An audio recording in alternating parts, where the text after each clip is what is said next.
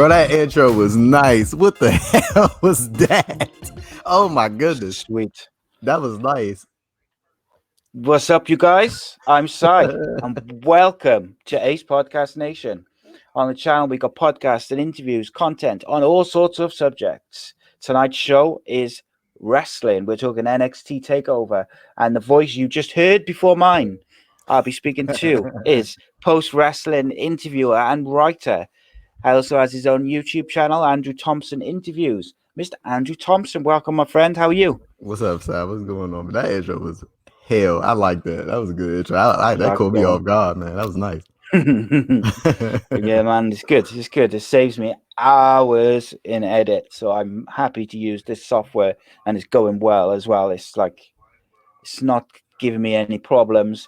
Touch wood, because the last podcast we did, which we used Zoom, we got like towards the end of the Royal Rumble, and then just all hell broke loose. It just I was so gutted. And then when I tried to edit it, I had problems with the edit, my laptop, and I was just like, geez. Yeah. So NXT Takeover Portland, my friend. Good show. Man. Yeah, it was a good show. It was a real good show. I really enjoyed it top to bottom. Another really good takeover. Like, once again, they always deliver these shows like top notch. Like, a really like underrated aspect of these shows, man, is the crowd. Like, the crowd is like so into these shows, and it makes the matches feel so much more like than what it is. And then, like, it's not even just that, it's just the matches are like really, really good. And then the crowd also just amps it up like to another level. Yeah, man. It's like, and what people sometimes forget is because obviously NXT is in Full Sail for their TV, but when they do these takeovers, they're in the same size arenas as the Raw and SmackDown do their shows, and the crowds are so much more invested in every match than they are for the Raw and the SmackDown matches. Like, when you have like a pay-per-view, like Elimination Chamber or something, the fans will get into the matches at certain points, like they're trained when the near falls starts or whatever to get into it. But NXT, they are into it from start to finish, and yeah, I enjoyed it. I just what really impresses me with the takeovers is there's never been a bad one. There's never even really been like an off show. They've all just been so good, and it takes a lot to have that many shows be this good. They deserve a lot of credit for. What would you say has been the best takeover that you've seen so far? I don't know. Someone else asked me this the other day, and I really enjoyed the one where Sami Zayn fought Nakamura, the WrestleMania week. That WrestleMania one, that was one of my favorites. Dallas. But I really like Kevin Owens' debut as well, where he has his match and then he turns on Sami Zayn at the end after Sami Zayn's won the title. I really like this one as well. I think the best takeover of all time was New Orleans. I definitely think that was the best one. The one when they had the ladder match for the North American title. Yeah, awesome. Aleister Black beat Andrade, and then Gargano and Ciampa had that first match. Oh my goodness, that match was crazy. And that the heat Ciampa got when he came out, man, like I had never seen nothing like that. Like, people just legit. Well, matter of fact, and it's funny. Here we go. We be getting off topic already, but like I had seen GCW's Run Ricky Run show the other day. If you get a chance to watch this, go back and watch the main event. It was Ricky Shane Page versus Nick Gage for the GCW World Title. Bro, at the end of the match, people were so pissed that this dude Ricky Shane Page won the title. Like, I lie to you not, legit. Nearly every person that was in the crowd was throwing like beer bottles, throwing water bottles, throwing every damn thing in the ring at Ricky Shane Page and his crew. I'm talking about like flooding the ring with like beer bottles, and like, dude, it was wild. And like just seeing how much people like legit hate this dude, like they want this dude to lose that title so bad, and like it was just crazy seeing that. I was like other than that, like just off the top, that's the only thing I can compare to like the Ciampa walkout at Takeover New Orleans. Like that's the only thing I can compare it to. Yeah, that heat was just crazy, wasn't it? Well, I like. They're all so good. That's the problem. There's not very many where you think, yeah, wasn't that great? Like the one with Charlotte versus Bailey. Mm. It's a great show. And I thought this one was incredible. And what I like about this particular show is not just that the matches were insanely good, but the storytelling. The Mm. storytelling I thought was outstanding. Um, every match had like a little bit of story to go in, like going into what's next. Even the first match where they didn't really do an angle as such afterwards, just the way Keith Lee treated Dominic Dijakovic afterwards was a story in itself. Why can't they just call in Donovan Dijakovic? Fucking stupid. So stupid. I was waiting though. Says that's one in the name box drawer. That name box drawer right there. It does my nut in. Like, why can't like? Let's call him Donovan Dijak, bro. Yeah, why do they need to change his name to Dominic Dijakovic? Dijakovic. Dijakovic. That's what it is. Hey, real quick, side, real quick. Did you think Krilla Cross was going to debut at the end of Takeover last night?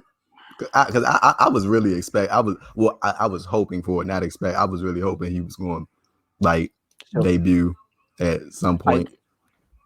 Before last Friday, I was. Last Friday when they started doing those glitches in the SmackDown show, like throughout the show. Oh yeah, that changed my thoughts. You think that's him? I thought that was the Fiend. No, I think my choices were either The Undertaker. That's a good one.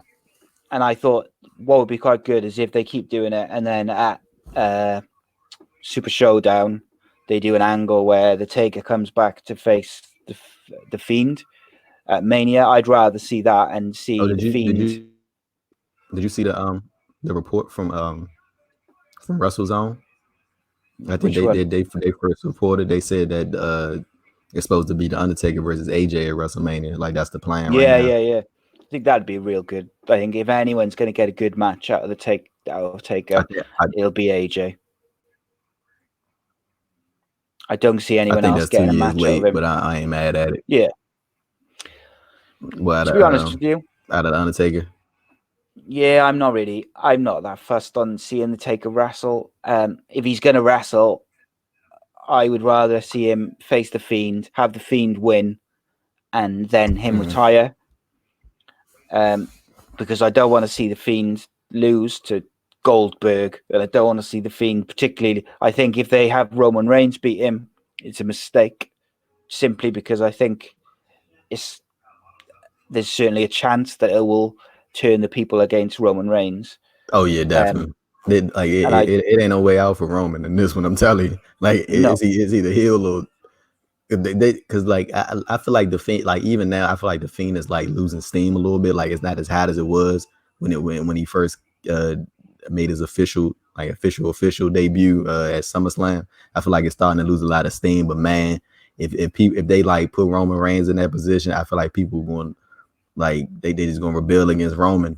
But I mean, at the same time, bro, like I like over the years, I've just grown to realize that like WWE, they're like they need a main guy. Like it can't just be multiple stars. There needs to be multiple stars with a main guy, and Roman Reigns is the main guy. So they're like, why would we not put the title on the main guy? Like this is our guy. And like you can even see it. I don't know if you had a chance to watch the any parts of the Ruthless Aggression documentary they put up. I haven't seen it yet. No. Yeah, it's like some, you know, they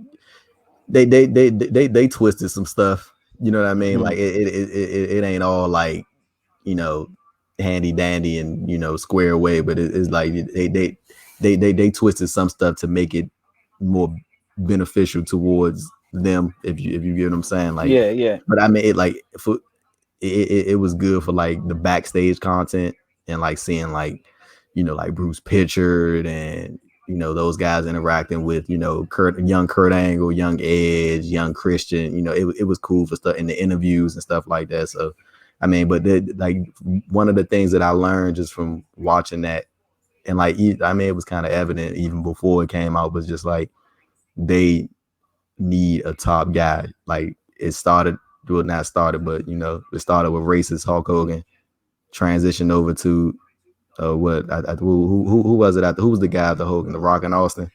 Yeah, Rock and Austin. Rock and Austin. Then it went to Cena. Triple H. Yeah, and Triple H Senior. Yeah. And when the Cena now is they own Roman Reigns. Like it's Roman Reigns. Like that's the guy. So I mean, like it's gonna be interesting. Like I know both you and I agree. Like I'm curious to see how the fans are going to react to Roman, because like for real, since he came back last February, last February when he came back, like they've been loving Roman. So it like to see them flip on him like that, if they do, that's going to be interesting. Well, here's the thing. So you're right about the Fiend. He's lost a bit of steam, but the crowd still reacts to him in his segments, and when he comes out, they still get excited when the lights go out and he turns up. The only time I've really seen the fans start to turn on Roman is in the Royal Rumble when they thought he was going to win. Yeah, you're right. And like the WWE, I know people say, oh, they don't care if he gets cheered or booed because they just want reactions. But if they didn't care, they wouldn't have done the repair job that they've done on him for the last year to make him get cheered. Like they've done a really good job of getting some goodwill and getting people behind him. And I just don't think it's worth the risk. Why? Like, so you got one side of it. I think Bray Wyatt deserves a big win at WrestleMania. He's never won at WrestleMania. He deserves that moment. So why not do Roman Reigns versus Goldberg at Mania? So Roman Reigns still is in a main big match without the title, right? Yeah, and then do the Fiend versus Taker. Give the Fiend the big win, and have Taker retire. And have the Taker retire against like a similar type of character. It makes sense, and you send the fans home happy. Will they do that? I don't think so. I think they will put Roman in the title match and probably have him be the one. He'll he'll give the Fiend 25 spears and 25 Superman punches, and it's gonna be interesting to see how things shape out, man, because they got the Super Showdown show like next week, and then like the week after that they have the Elimination Chamber. So it's gonna be interesting to see how they put that damn card together so quick. You got to put a whole pay-per-view card together a week after you just had a pay-per-view. Like it's gonna be interesting. And then Mania is 4 weeks away, man. After that, so crazy. It's tight. They got a tight window. Yeah, Super Showdown. Like, if Roman Reigns beats the Fiend at WrestleMania, I won't be angry. Like, I'll be a bit disappointed, and I'll feel bad for Bray Wyatt. I'm gonna just throw this out there just to irk your nerves, but I would put it past them to have Goldberg. Well, that's what I was gonna say. Because they put that title on. If they have Goldberg beat the Fiend, I will rant for an hour and a half. Hey, guess what? You wanna know what's gonna be the funniest part of all that? Saudi Arabia is going to love it. They're going to cheer for it, and WWE gonna get the video package they want. Goldberg getting cheered. The Universal title. Oh my god, I can't wait to hop on Twitter if that happens, boy. That's gonna be hilarious. I hope that they have Goldberg win, and then Matt Riddle just jumps the guardrail and kicks him in the face. There, that'll do. No, I just think that'd be such a disservice to the Bray Wyatt and all the work he's done. It definitely would, man. It's just like it'll just continue the story that is like superseded his career. It's like can't win the big one. No, I mean, he already won a big one, but it's like he won a big one at Elimination Chamber 2017 when he won the WWE title. But it's like, okay, we put the title on him, but you just a short-term plan to get to our next plan. Like that's what it was. Like it was like Randy Orton. When Randy Orton won, another racist. When Randy Orton won, it's like I think it was just a short term plan for Randy to Yeah. get the Jinder Mahal, and look Oh what God. happened. You know, the modern Getting flashbacks to Jinder. don't hinder the gender. They signed him to a new contract as well. Yeah, Jesus. hey, look, I'm telling you, bro. Like being Nanda's competition out there, like it's a lot of dudes who are going to be making money, like just to not leave. Like Shelton Benjamin signed new contract. I saw they said on Lillian Garcia's podcast. I mean, but I What mean, oh, you would. I was just going to ask you, what do you think of Kathy Kelly leaving WWE? Because she's everywhere on their content. She does everything. I mean, I ain't really think too much. Like, of course, you know, it's you know, because she's obviously beloved, and a lot of people care for her, and you know what I'm saying. She's really really great at what she does, and she like enhanced that interview role in a like to another level, and she like really stood above her fellow colleagues in that same position. Like I would say the only person who was like at the same level as her is Charlie Caruso. Like just as far as like engaging in the facial expressions and like how she voices certain stuff, like she's like really really great at what she does. But I really want, like when she posted it, I was like I give it like what, a month before she's like working at like ESPN or something. Like Yeah. she's that good. So it's like I really ain't think too much of it. Like I mean, and it was nice that they gave her the, you know, the nice send off last night at the takeover. Like they gave her a nice, you know what I'm saying. I think Triple H said some nice words to her and gave her like a birthday cake or something. And then Undisputed Era came and, you know, inducted her as the honorary fifth member and stuff. Like it was cool. So I mean, like, but like when she first put it out, I was like, oh well, you know, she'll be somewhere else in, you know, probably like a month. Because I mean, like Annette, if that's what she wants to do, because she didn't really clarify why she's leaving. But I mean, I don't think it'll be long before we end up seeing Kathy Kelly like on Fox or anything like that. Like she's literally that good, and I think she'll be back in WWE not too long from now. She'll be back. Yeah, she's very very talented. I was surprised because she's everywhere on their content, and I feel like she was their replacement for Renee Young Yeah, when yeah. sort of moved to doing other stuff. But it was interesting. Okay, let's get into Takeover Portland. From the Motor Poppy Center, sir. From the Motor Center. And you had Poppy and her band opening up the show. This was not one of my favorite Poppy songs. I liked one of her other songs, but this one was not my thing. And I thought that her volumes, her microphone seemed to be quite low, so you couldn't really hear it. But you know, whatever, people. It's like the big show feel, I guess, isn't it? They opened up with the North American Championship match. Keith Lee, the champion, versus Dominic Dijakovic. There we go. Were you surprised they opened with this, or were you expecting it? Oh no, this is the match we're supposed to open with right here. This is definitely the match we're supposed to open with. I think people. I mean, because we and then at the same time, like we've seen this match on NXT. We've seen this match in Evolve.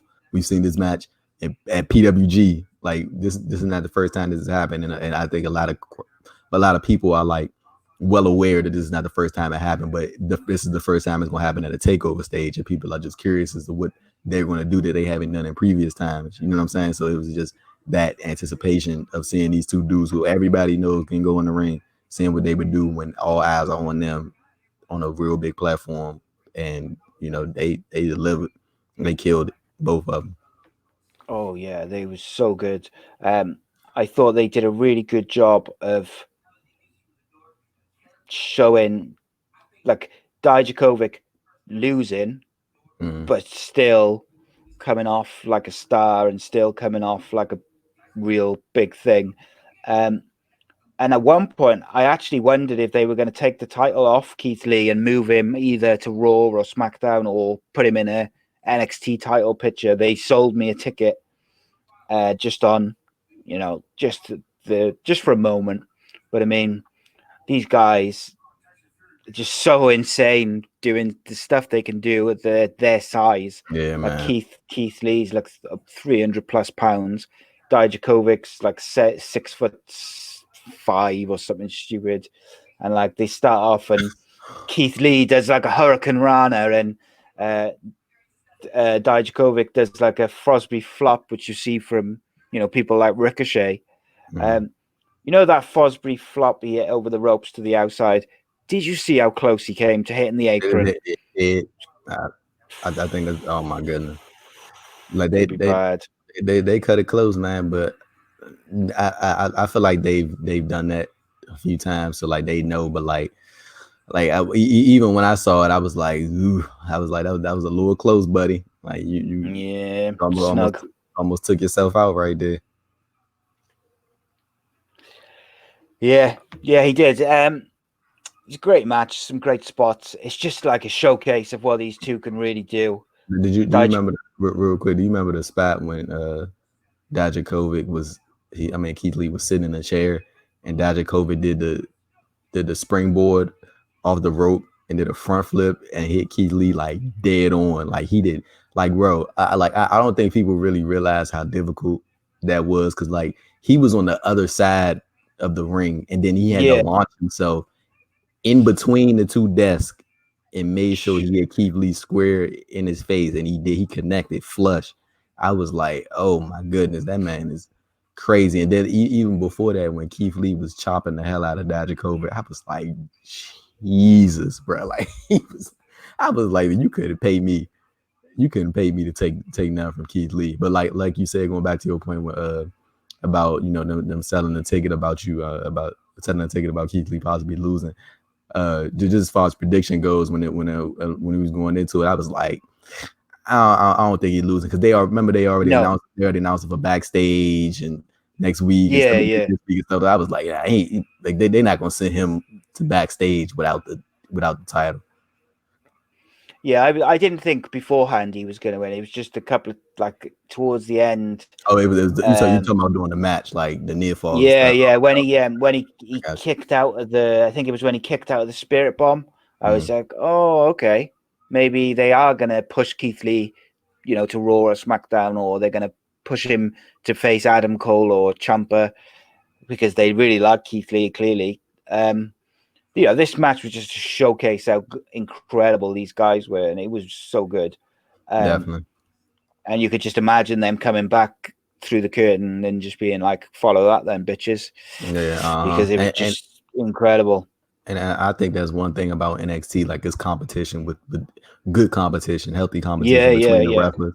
Like it's like we gonna try one up y'all. And I think that's a real good thing. Like it's the thing I like about these takeover cards is not like placeholder matches, and that's like a lot of times we see like on main roster, not even main roster, Raw, SmackDown, pay-per-views. It's like you know what the marquee matches are, but you also know what those matches are. That's like placeholders. Like it's like just to quiet the crowd down. But with takeover, it's like every match, you expect every match to be a banger, and if it doesn't, then it's just gonna be a disappointment.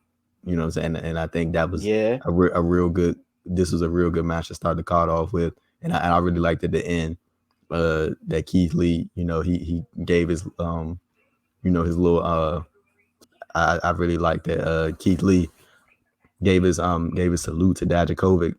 What I really wanted to see happen was after the match, would Keith Lee walk up to him with the championship while Dijakovic was on the ground and just do his Keith Lee pose and just walk away. Like I thought that would have been perfect. Like, yeah, I got your ass. Like I beat you like again. So now what? Like, and I think that'd have been real cool. But it like just seeing them do the the whole respect thing, that was cool too. So it's a good thing. And I'm interested to see like who they put up against Keith Lee at Takeover Tampa. Like that's gonna be real interesting. But I also think it might be a little special announcement on backstage. I just got a hunch. It got a hunch.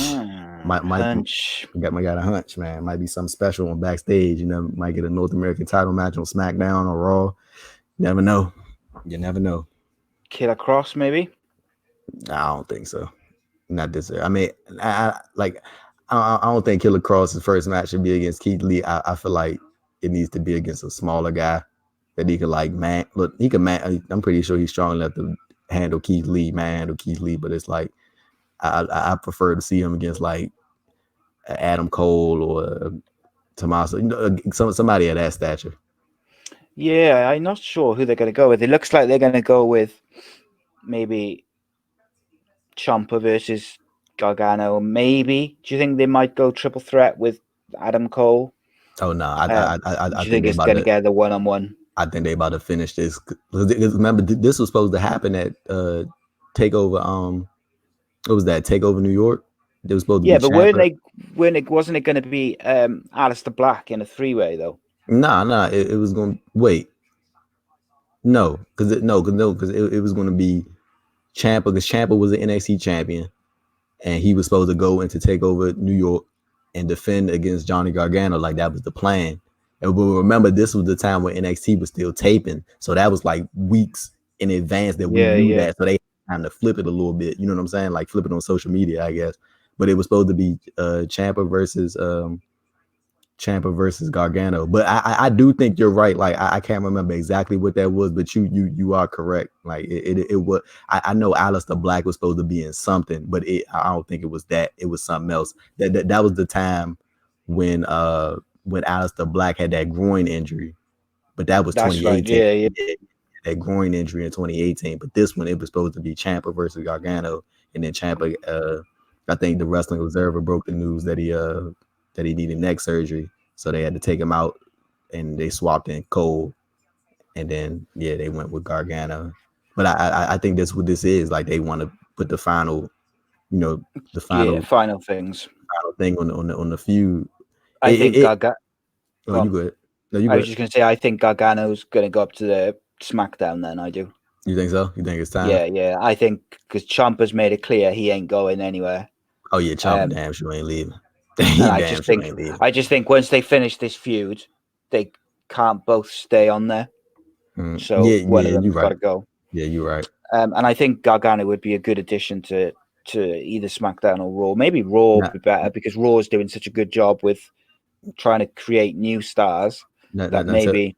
Now tell me this. So Gargano's a heel right now, obviously. So you send him up to SmackDown, and just knowing how the WWE system is, do you think they're really going to believe Johnny Gargano is a bad guy, like him coming from NXT, and then like, or is he just going to come out and be good guy Johnny Gargano again?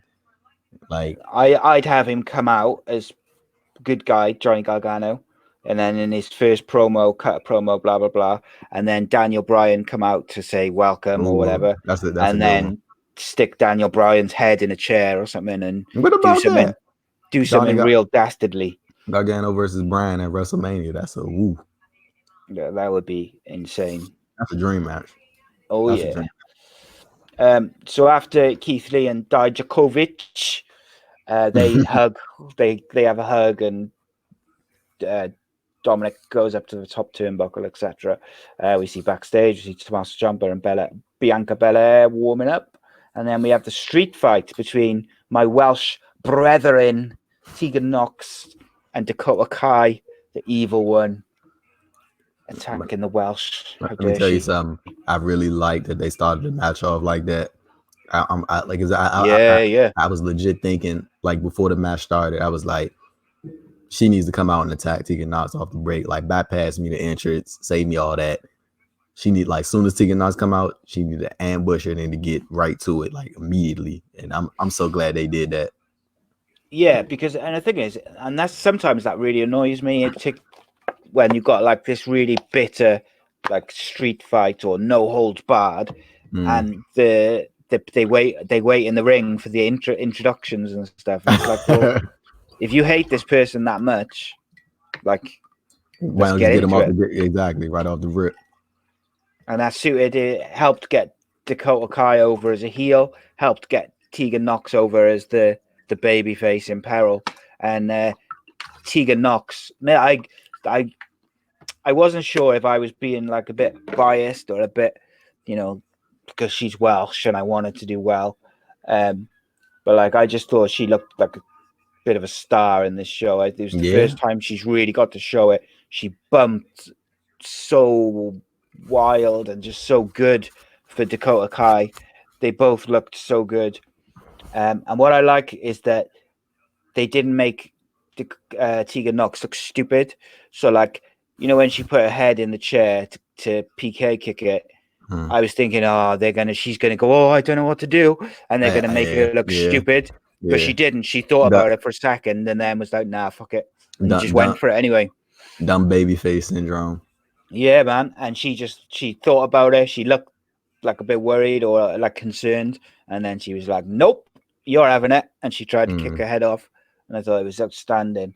There was some cool spots with a cricket bat. I thought was, as someone who used to play cricket and I enjoy watching it, I enjoyed that spot from the New Zealander Dakota Kai getting a cricket bat and smashing it against the ring post on the outside. And let me tell you something, that really would have hurt her hands, like as she's holding it, because it's wood. As she hit the post, they would have like vibrated all through her hands, and it would have hurt. Do you have cricket in America? No, I've never seen a game of cricket a day in my life. I see it on ESPN like highlights, but I've never. I really don't even understand like the rules like at all. That's like me in basketball. That is, I don't understand what's going on. You don't understand basketball. All right, 3-pointers, I know that, and slam dunks, slam dunk it, and that's it. I was too short to play basketball, man. My son, my oldest son, who's like 6 foot something, he's good at basketball. He likes basketball, and they play it in school and stuff. But like when I was in school, you would play it like once a year as like in PE and just like as a treat, something different. I don't know the rules. From video games, I know about like traveling. That's a terminer. That's from basketball. We got to do a whole podcast. Yeah, you just teaching me the rules of basketball. American sports. I tell you what, I don't understand at all is American football, and like loads of people in this country love it, and it's on TV and they watch it, and I'd love to watch it. I just don't have a fucking clue what's going on. So I just could never get into it because I don't know what's going on. That is third down, fourth down, touchdown, Super Bowl, and that's about it. That's my knowledge.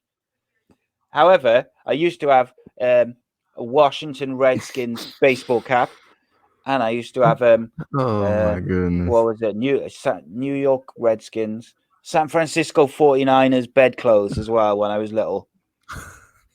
Don't know where my parents got them from because like that was like the 1980s, so fuck knows where they came from. They must have been like down the market or something on a Sunday, Splot Market, and they saw the American football stuff and they were like, oh yeah, there you go, Simon. I was like, yeah, well, I don't know what that is. Anyway, my goodness, there's a little tangent for you. My lack of knowledge on American football. So San Francisco 49ers or Washington Redskins, who should I support? The 49ers in the Super Bowl, so there you go. They're in the Super Bowl this year, so do you? But you know, what's your team? Because you're from what, DC, innit? Yeah, but so, the Redskins suck, so I root for the Steelers, but they suck too. So I'm in a bind, but I root for the XFL Defenders, sir. The DC XFL. Defenders. So yeah. What was the XFL like? Tell me.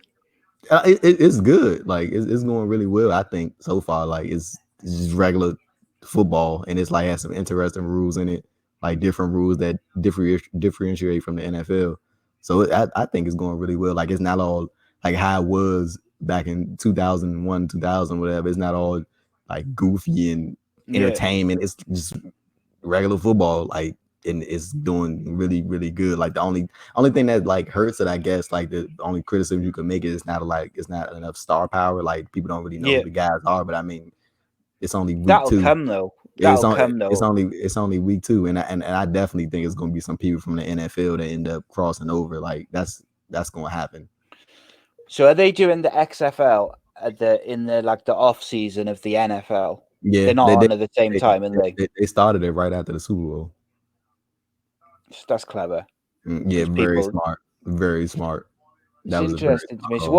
what's the differences in terms of rules? Not that I'll know, but people listening might. Well, just one that they like the kickoffs. Like you in the NFL, they always do the kickoffs from like a 60 yard, 70 yard difference. And Yeah. but within the XFL, they make sure to line the two oppositions up very close to each other, and Okay. the defense can't chase the person who is catching the ball until the person actually catches the ball to prevent like concussions and stuff like that, and people Oh, getting right. hurt. Okay. Yeah, so it's That's like like that sounds similar to rugby, mm, like a rugby kickoff. you can't touch you can't even move until the person officially catches the Catches ball. it.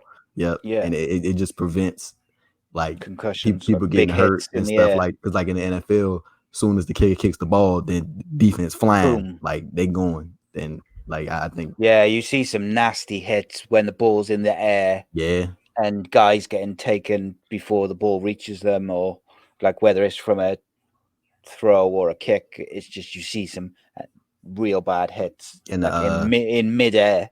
and another one is they got the option to go for like after they score they have the option to do a 4 point play, a 3 point play, or a 2 point play, or a 1 point play. So it's interesting. Like it saves like a lot. It makes a lot of interesting like late game situations. Like if Yeah, your team down four in the go for the four. XFL, you go for the 4 point. You got the chance to save the game. Like in the NFL, your extra point you can only get two.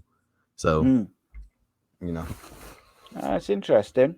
It's oh Vinnie Mac. so changes the tactical thinking of it, doesn't it? I suppose. Yeah, and and Sure. and, and, So I, and it seems like Vince McMahon isn't really like super involved at all. Like I feel like Oliver Luck is involved. Like I think that's Andrew Luck's dad, the quarterback. He's a former NFL quarterback. That's his father.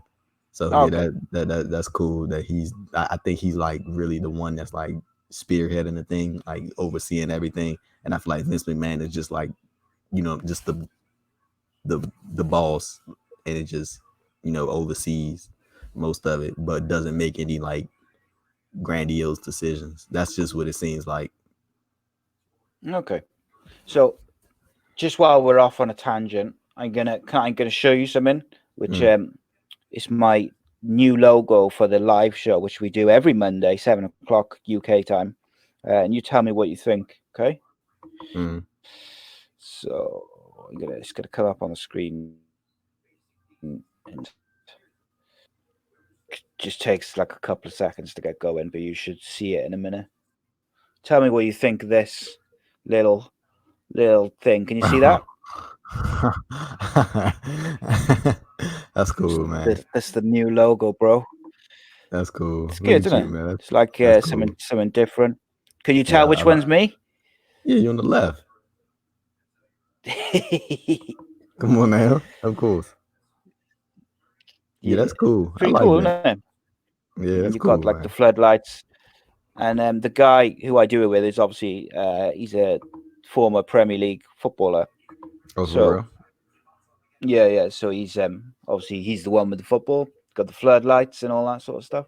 It's cool.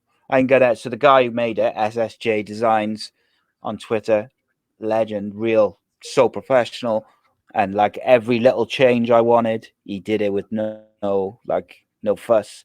So I'm going to get him to make one for this for me and you, and one for the MMA show as well. And I think probably I'll do one for the unscripted show as well, just because it'd be nice to have logos for all these different shows I do. That's cool, man. That's real Oh cool. I really shit! like So that anyway, logo. it's cool. Going back to the Tegan Knox and Dakota Kai match, and we were talking about Yeah, yeah. this past Exactly week. what I was Like supposed to be talking about. one thing that I really liked was when she clocked her over the head with the trash can lid. I was like, oh my lord. Like and the thing with Tegan Knox, she didn't cover her face at all. Like she took that thing No. flush. Did I was it break? no, I think a piece of it came off. A piece of it definitely came off. Fucking hell. She whacked her upside the head with that thing. I was like, oh my goodness. Yeah, so and she taped Dakota Kai taped Knox's hand around like this kind of turnbuckle while she was on the outside, so she was against the post, and she nails her with a couple of kicks, and then she goes to hit her with a laptop, but Tegan Knox had been she didn't no she didn't she when she kicked her she broke off the tape, didn't she, and she came off. Mm, And she gives her a bit of a whooping with the laptop over the knee. And I did like that they gave Tegan Knox a nasty streak. So often you see these like bitter feuds, but the mm, babyface is still behaving like a babyface. Whereas if you hate someone that much and you're in this fight with them where there's no rules and they've done this terrible, heinous stuff to you, then you're gonna do some straight up nasty stuff. right. So I like that. She hits it with the shiniest wizard, but she decides she's not finished. That was stupid babyface syndrome because she could have just pinned her. She brings the table into the ring, sets Dakota Kai up on the table. She's ready. She put a chair around her neck again, um, and then she gets up top ready, and she's stopped and attacked by Raquel Gonzalez, who is Reina Gonzalez, I think. Mm, And she shoves her off the top of the turnbuckle, and where Tegan Knox tries to get extra air to make it look awesome and make sure the table breaks, she misses the table, kind of knocks it over, lands on the edge. It looked nasty and painful, and then Dakota Kai crawled over and pinned her for the win. Good The match. NXT Florida house show loop invaded, take over Portland, ladies and gentlemen. Reina Gonzalez. But it's good to see a fresh face, man. Like Yeah, man. you got to introduce some new people, bro. And Raina, she can go. Like people seen her in the Mae Young Classic, like she can do it. Like don't think she can't wrestle. She definitely can. She ain't no rookie. Like she knows what she doing. But it's good to see Yeah. new people, man. Like you got to introduce new faces, get people invested in certain people. I'm interested to see how they explain how their partnership came about, or if Raina just like inserted herself in there and it just felt like, well, I'm gonna go pair myself with Dakota Kai. They obviously about to make Tegan Knox one of the top baby faces, and I'm pretty sure we probably gonna get a Tegan Knox and Candice LeRae versus Raquel and Dakota match out of this. That's probably I'm banking on that's probably gonna happen. So this is gonna be cool, man, to see. And like I said before, it's always good to see new faces, man. You got to keep it fresh. You can't keep bringing in the same people over and over and over again. So, I think it was a good way to introduce Rena. I know a lot of people probably looked at it was like, oh well, she didn't get a reaction. I mean, well, why would she get a reaction? Nobody has Yeah, seen no her. one knows. Nobody's seen her. Like, I mean, unless you go to NXT Florida house shows, you wouldn't see her. Like, she doesn't even go on the tours, the live tours that they do with Finn Balor and Okay, yeah, Gargano and Cameron Grant. Like, she doesn't go on the tour. She's on the Florida's loop. So if you're not on there, you probably haven't seen her. And she doesn't really wrestle. She doesn't wrestle on NXT TV. Like the last time she probably was like did a Full Sail match, like just she as probably got best as I can squashed. remember. Yeah, or a dark match. Did she? I know she's done dark matches like over the past So couple of weeks. my only problem with the finish wasn't that she didn't get a reaction because, like you say, she's not going to get a reaction, and she's not necessarily supposed to get a reaction. It's supposed to be more of a shock. Mm. My problem with it was more that Dakota Kai didn't seem to be in on it. Um, I would have rather it have been like a master plan by Dakota Kai that if she looked like she was going to lose, she had hired or her friend was going to come in. I didn't really like because like, am I supposed to believe that Raquel Gonzalez is just you know Aligning herself. decided decided like Dakota Kai is the one I need to hitch my wagon to? I I mean, but don't know. It's a bit weird. that's the like the thing to it though. It's like, so if Dakota Kai wasn't in on it, then why the hell would Raquel Gonzalez align Yeah. herself with her? And I think that's like the interesting thing to me is like, okay, so if Dakota Kai wasn't in on that, so what was Rena Yeah. What's the Gonzalez's point? reasons? What was her point of doing that? You know what I'm saying? Like it's like Yeah. that I think that's what makes it even more interesting. Like I think it would have just been typical like heel stuff, like, oh yeah, I went and found me a heavy to take care of my light work, but like I think they added an extra layer to the story, and you can drag this out even more, and you can hold back that Tegan Knox, Candice LeRae versus Gonzalez Dakota Kai match by having an extra week or two to tell the story of why Gonzalez decided that she needed to align herself with Dakota Kai and everybody in the women's division. And I also think this was kind of like they could do this now because Jazzy Gabbard left WWE and they've had her paired up with Jenny. And I feel like they probably didn't want to do the same thing in NXT that they were doing in NXT UK, but now the Jazzy Gabbard's gone. You can do the Dastardly Hill with the Heavy who takes care of all her light work. Yep. So the women's division in NXT is stacked deep. Is ridiculous. Yeah, man. So ridiculous. So it's interesting to me that they chose to bring someone else in, but because it is so deep, they can slowly, if they give her a semi-decent push as the heater for Dakota Kai in a year's time, when they break up or whatever, she could be in a good position. If they decide, I think Bianca Belair is going to SmackDown. That's just my opinion, though. Yeah, I hope so. We gonna get to that later. So yeah, next up is Johnny Wrestling, Johnny Motherfucker, after tonight, and Finn Balor. I really enjoyed this match, and Finn Balor is doing his best work since joining the WWE. Prove me wrong. Look. When has he been better? When he first got to NXT. Nah, man. He was balling. Cheesy dude, this man had legit one of the best NXT title runs. Like, come on now. Yeah. You see, that's what y'all not gonna do is discredit his first NXT run. Like, this man won the man in NXT. Yeah. No. Like, he was good.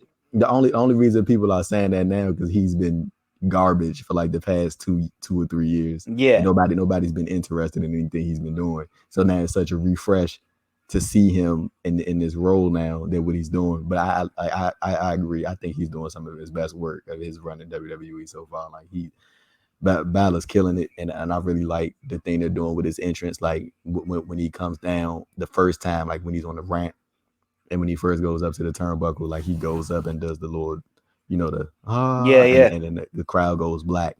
And then once he goes up to the top turnbuckle, he does the finger guns, and then that's when he doesn't do the thing. But they cut the lights back on, and you can see everybody else still doing the like. I really like it.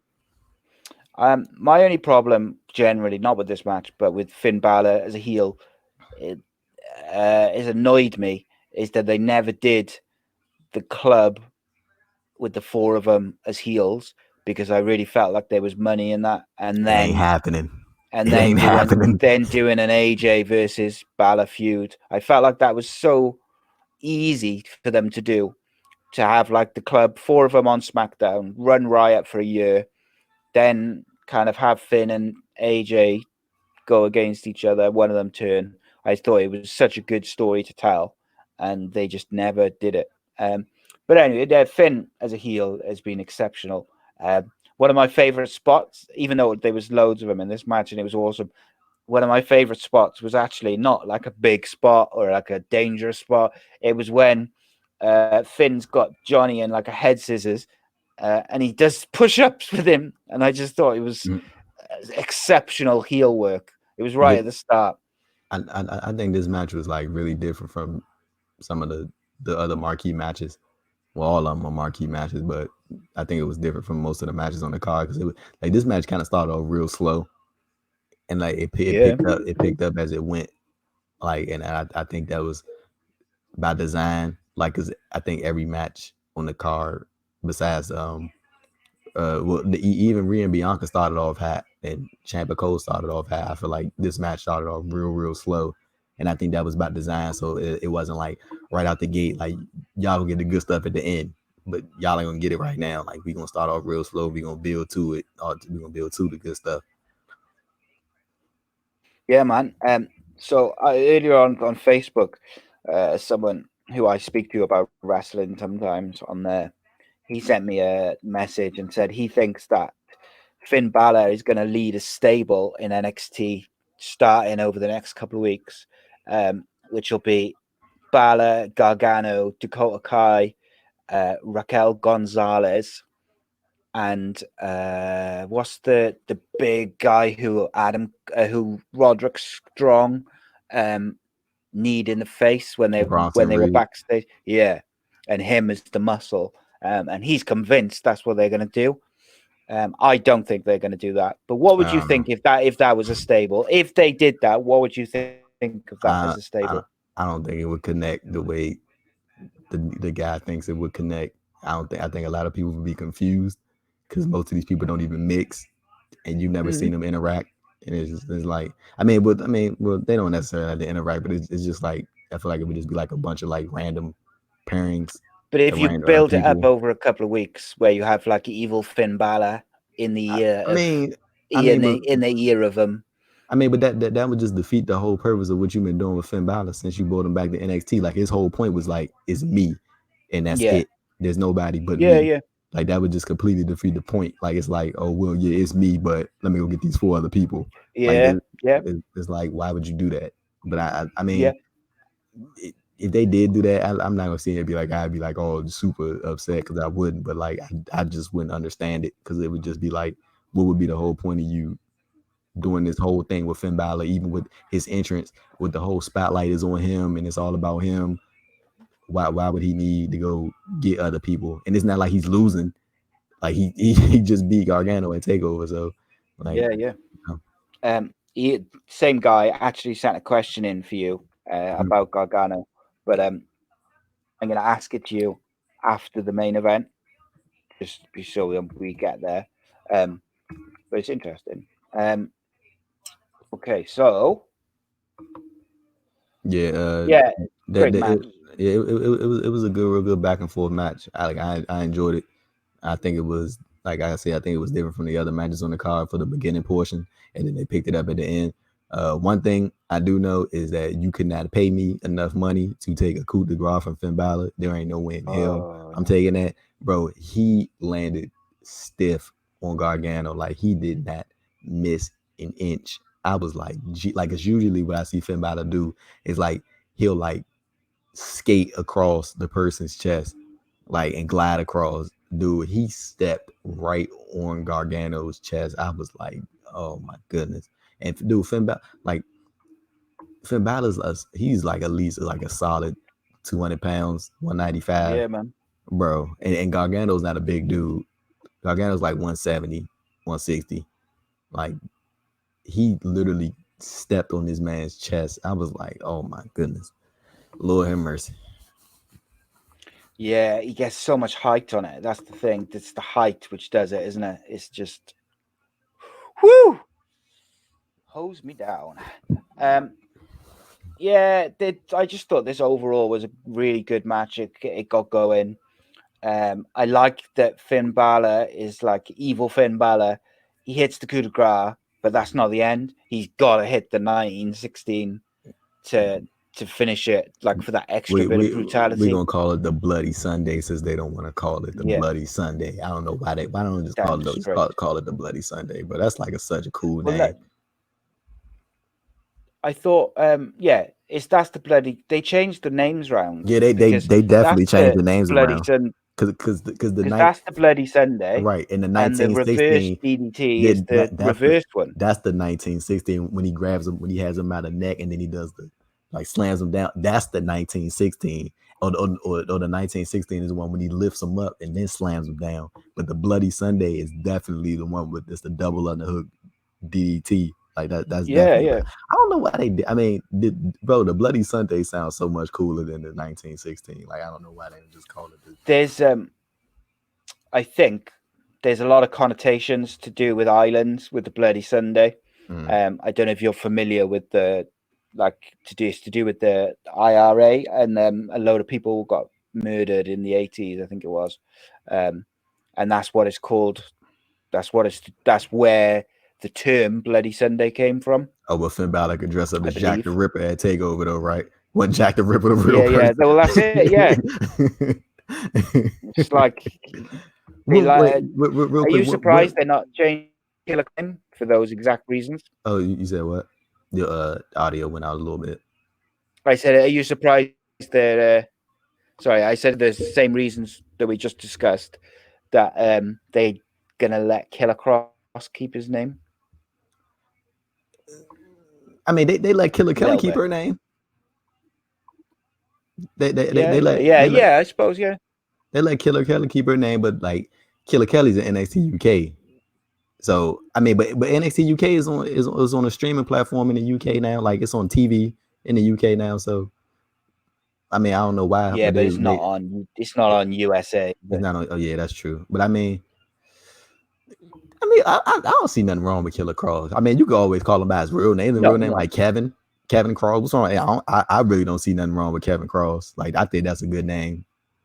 And yeah, it's good. Like, it's not as good as Killer. It's not as. But bro, Killer Cross is such a good name, bro. Like, yeah, man. I love it. Maybe they'll do the thing where they call him Killer, like his name would be Killer Cross, but they just refer to him as Cross, but they still show him and identify him as Killer Cross. Like maybe that's a way to like ease up on it. Because I mean, if they don't call the Bloody Sunday the 1960, if they call it the 1916 the Bloody Sunday. I don't see Killer Cross keeping his name. I don't see it happening. Do you think? Do you think Killer Cross? Oh, you good? You good? I had a question for you too, actually. Go on, you go. Go on, you go. I was going to ask you. So, what do you think is next for Finn Balor? Now, you think he's challenging for the NXT title at Tampa? You think that's next?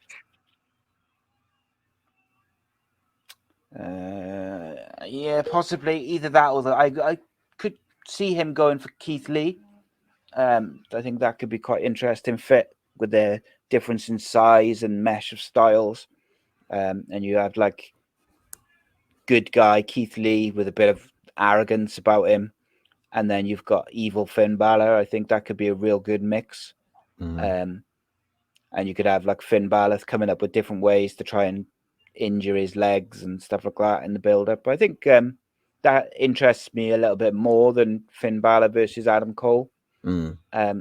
I don't quite know why, because I really like Adam Cole and I really like heel Finn Balor, but there's a part of me which doesn't want to see that match. I don't know what it is, but it's just me. Just real quickly before we get into the women's match, do you see Killer Cross going to NXT, Raw, SmackDown? I definitely think he's going to NXT. I actually, what I think was going to happen? I think they actually going to pair him with Scarlett Bordeaux. I think that's what's going to happen. They're going to pair both. Now, see, that's what I was really hoping for, but I was just like fantasy booking. I was like hoping Scarlett Bordeaux was going to come out and then, she was going to distract whoever was the NXT champion. And then here comes Killer Cross from behind, chokes him out, hit his, his signature suplexes. And then that was going to be our big takeover debut. And I think that really should. Yeah. I think he should have debuted last night. That crowd was hot. Like they would have went crazy for Killer Cross, man. Like they would have went like. I mean, it was nothing wrong with it, but I really feel like they missed the chance to bring like Killer Cross ain't no regular dude, man. Like no, and no disrespect to Timothy Thatcher, by the way. Like no disrespect to him at all, but like Killer Cross ain't no, you know what I'm saying? Like that's a dude you bring out for a takeover. You know what I mean? So I have a couple of reasons why I think Killer Cross might be going straight to Raw or SmackDown. I saw some rumors that maybe that was part of his deal, was that he was going to get fast tracked. Nothing particularly reputable, but just a few whispers. I mean, they just then you had the static. Go on. They offered the same thing to Santana and Ortiz before they signed with AEW. They told them that go to NXT for a little bit, and it won't be long before you get called up to Raw, get called to Raw SmackDown. Okay. So I think the static on Friday, I was like, that could be Killer Cross. And then I looked at the SmackDown roster and I thought, could they do with like a badass like character, either heel or face, to go at the top of the card as a new something fresh? And I was like, yes, they could. that kind of leaned me into it. And then I just looked at the fact they didn't show him in the crowd like they like to do on NXT Takeover. They love doing that, and everyone knows he's signed. So I was surprised if he's going to NXT, why he isn't in the crowd, because everyone knows he's signed. They announced it, and then obviously he didn't debut at the end of the show, which is making me think that he's going to go to Raw or SmackDown. My choice would be SmackDown. I think he'd be better served going to SmackDown. I think it would. Raw is doing a good job at the moment at building new stars. Raw is having some good TV, man. Yeah, Raw's it's been the really best good. it's been in years, mate. Raw's Best been it's really been in good. years. But before we get to the NXT Women's Championship match, they announced NXT UK Takeover Dublin, Ireland for April 26th, just a few weeks after WrestleMania. Why are you not a fan? And I also have seen my fellow people of the United Kingdom not happy at all about this takeover announcement, and I have no clue why. And I'm hoping to get some clarity on that. Well, I'm not happy because I wanted it to be Takeover Cardiff. Oh, okay. I mean, you already got one. Well, I want another one so I can go. Just to let you know, John Bradshaw Layfield just followed me on LinkedIn. Just so you know. That's good. Making them connections. Is Dublin far from Cardiff? No, man. It's like I could fly there in under an hour, pretty much. Okay. Now let me ask you this: do you think we get an appearance from the man, Becky Lynch, in Dublin? Yeah. I could see actually Finn Balor, Sheamus, Becky Lynch all being on the Bring the whole card. gang. Yeah. Yeah, whether it's I think Sheamus could have a match against Ilya Dragunov. I think that could be good. I think Finn Balor might just make an appearance, maybe attack Jordan Devlin for a future little feud. And I think Becky Lynch could just be part of the commentary team. That would be quite cool. You know what I need at Takeover Dublin. I'm gonna Takeover Dublin. You need to come over. They need to run Devlin and Walter. That needs to happen. Like, bro. Yeah, I think they will. Needs to happen.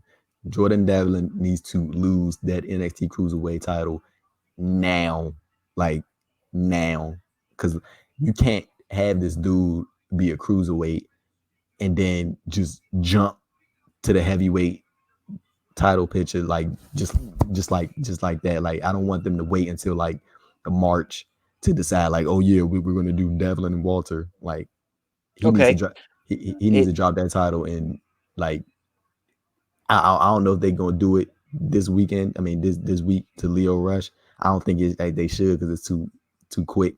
But it like they need to speed it up, man. Because like Devlin gonna be the hometown boy, and people in Ireland they already know from his work in OTT. Like, they know Devlin is a top guy. So I don't know what they're gonna do. Okay, so here's a question for you.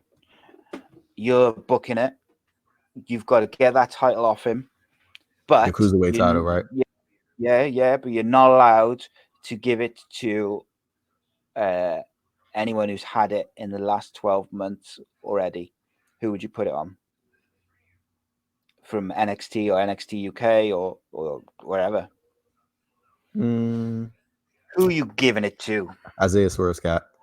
Yeah, good shout. I'd either give it to him or I'd give it to someone from NXT UK. Oh hell, I mean, if you don't want to roll it like that, hell, bring back Cedric Alexander. Bring back him. He ain't doing a goddamn thing. So do you know what I was thinking? They should send Cedric Alexander for a sabbatical to NXT UK and give him like 6 months out there. Give him the Cassius Ohno run. I think he could have some amazing matches and get some buzz. I think that would do him the world of good. Him versus Walter. I don't know what the hell they're doing with Ali. They need to do some sort of trade and get Ali on Raw super quick. Bro, I know me and you had talked about this on previous podcasts.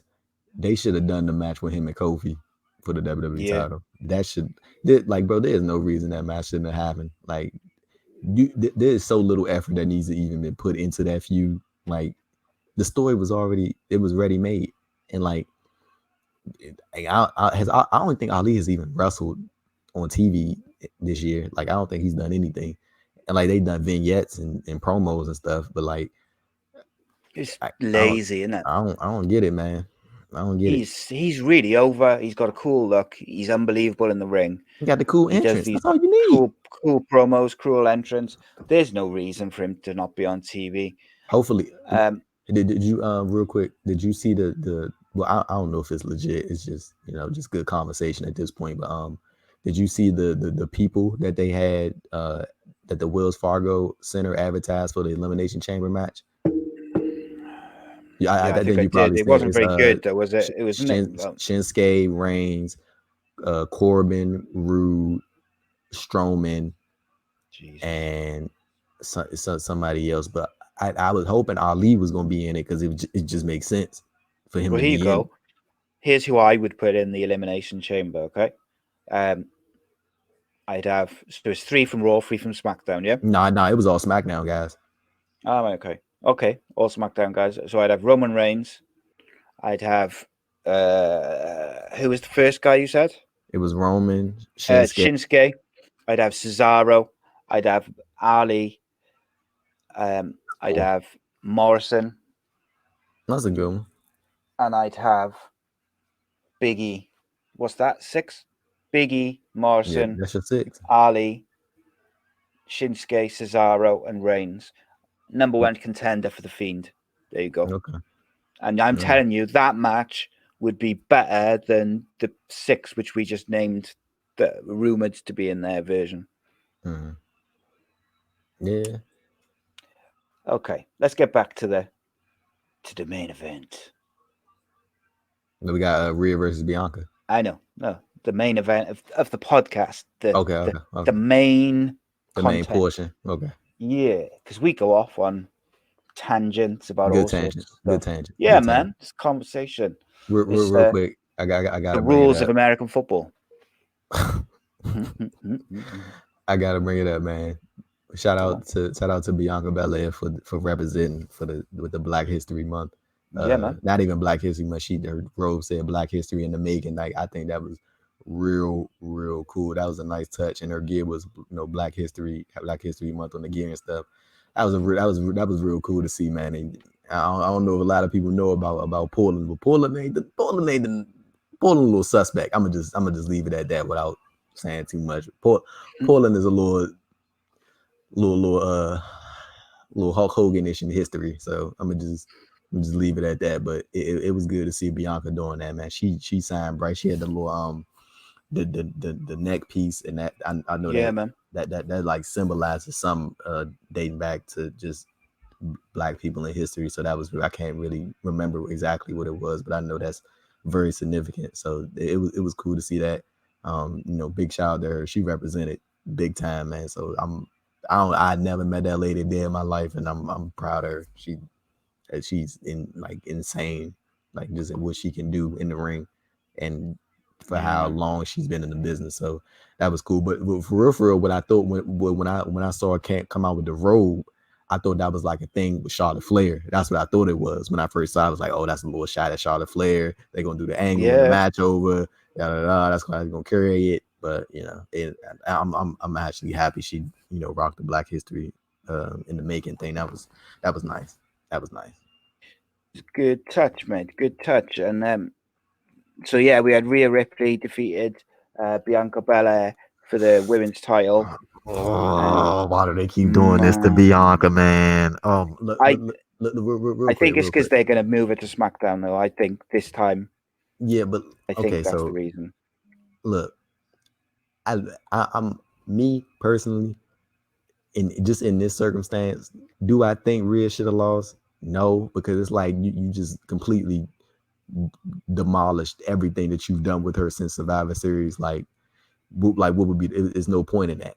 But at the same time, in that same token, they can't keep doing that to Bianca, bro. Like they're literally turning her into Braun Strowman. Like literally, like this. Me and you have talked about this so many times with Strowman.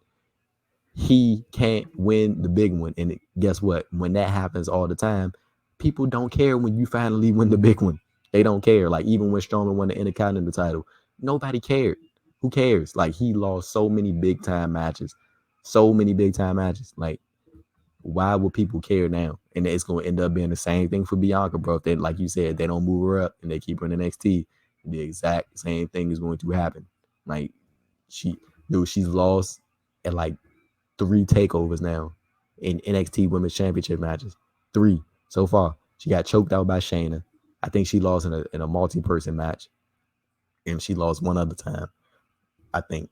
But they can't keep doing that, bro. I'm telling you, like they running thin. Like it's only so much you can do with this whole, build her back up. Is this, the top challenger, da da da da da, and then she end up losing the big one.